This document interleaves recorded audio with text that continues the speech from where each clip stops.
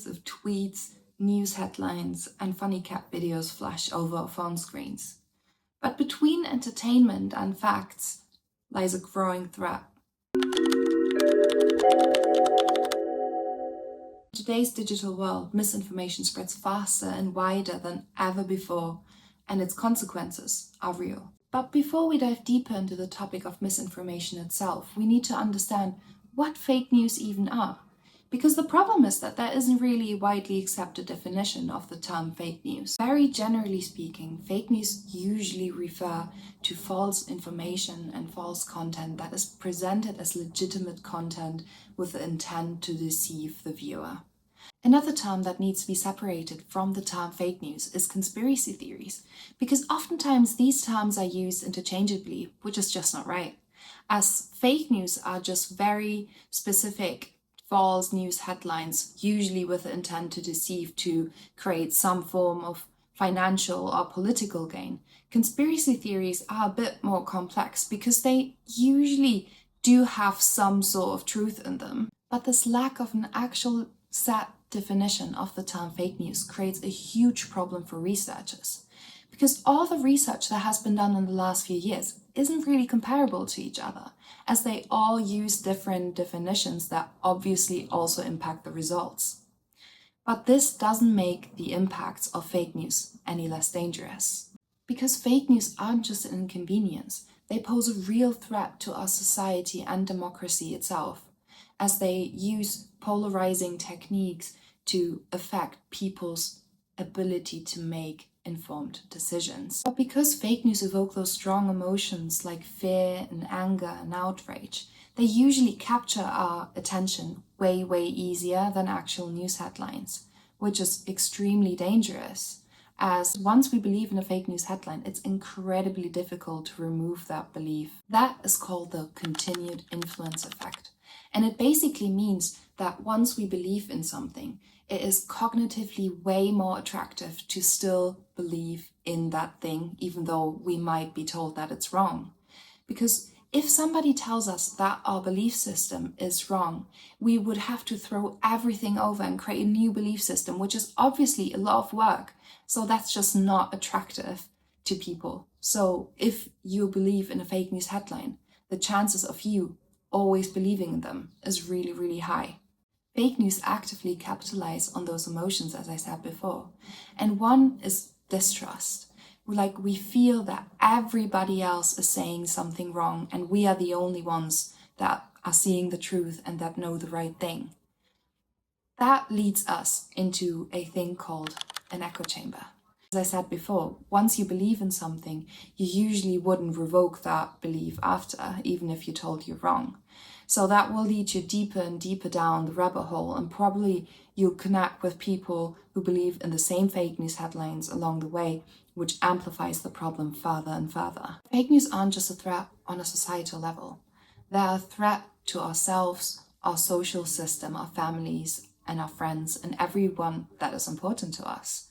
Because once you start believing in fake news and fall into the rabbit hole, it is really easy to get into a loop of anger and outrage that usually leads to a point of isolation, because your social circle will tell you that you're wrong. In an echo chamber, everybody believes in the same set of beliefs, and also reduces the exposure to other information that could potentially revoke their belief system.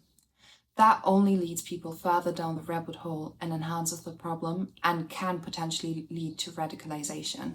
The most common approach over the last few years to counter misinformation has been debunking. Usually it's fact-checking websites or add-ons that are supposed to aid you in identifying fake news that already exist in the internet. But there are a few issues with fact-checking.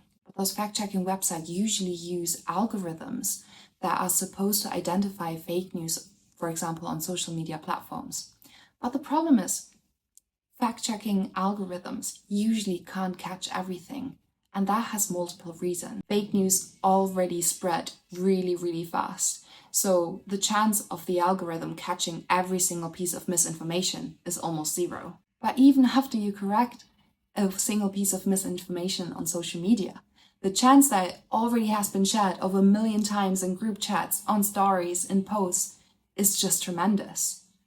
So you will never be able to catch every single one of those posts just by using an algorithm. And lastly, the problem is that those corrections can even backfire. We talked about the continued influence effect before, that fake news still have an impact on you even after it has been corrected. But there's another effect that is really, really dangerous when it comes to correcting fake news, and it's called the disagreement reinforcement mechanism. The disagreement reinforcement mechanism basically describes that when somebody tries to correct misinformation that you already believe in, you might actually believe in the fake news content more, as fake news create distrust. So you already have distrust against other people and their beliefs. So if somebody comes up to you and says, what you believe in is wrong, you will only feel very, very supported in your belief that other people are wrong and they're trying to change your mind and you are the only one that sees the truth. Even though debunking has all those problems, it's an extremely important measure against fake news and needs to be utilized in the fight against them. One approach that has been popularized over the past few years is based on the inoculation theory and is called pre-bunking. That theory is actually based on a really interesting analogy. It's a vaccination analogy, because it says if you expose people to a mild version of a fake news content, it basically creates mental antibodies against that fake news content. And when people then come in contact with that sort of post or story they see on social media, they will have those mental antibodies that will protect them against the actual fake news content and make them resilient against it. However, one problem with those pre-bunking approaches is that it's basically impossible to proactively counter every single fake news content out there. To counter that problem, the Bad News Game was created and is based on a gamified inoculation technique. It basically exposes you to the certain techniques fake news distributors use to deceive you, so you will become more resilient against them. Several studies by Sander van der Linden and Pennycook have been able to show that actually playing this game makes you really, really resilient against fake news. However, it is probably not the only approach that will be needed to counter fake news and the overall fake news problem in of itself. It probably will be a combination of debunking and pre-bunking approaches. But let's go over some useful tips you can utilize to protect yourself and others against fake news. Firstly, look at what you share. Check the sources and see where the content actually comes from. One useful technique there is to actually look up a news headline and use several different sources to see whether that fake news content might actually be true or false.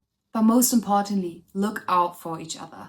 If you see people sharing fake news content, start a conversation with them and see why they believe those things, and maybe you will aid them out the rabbit hole.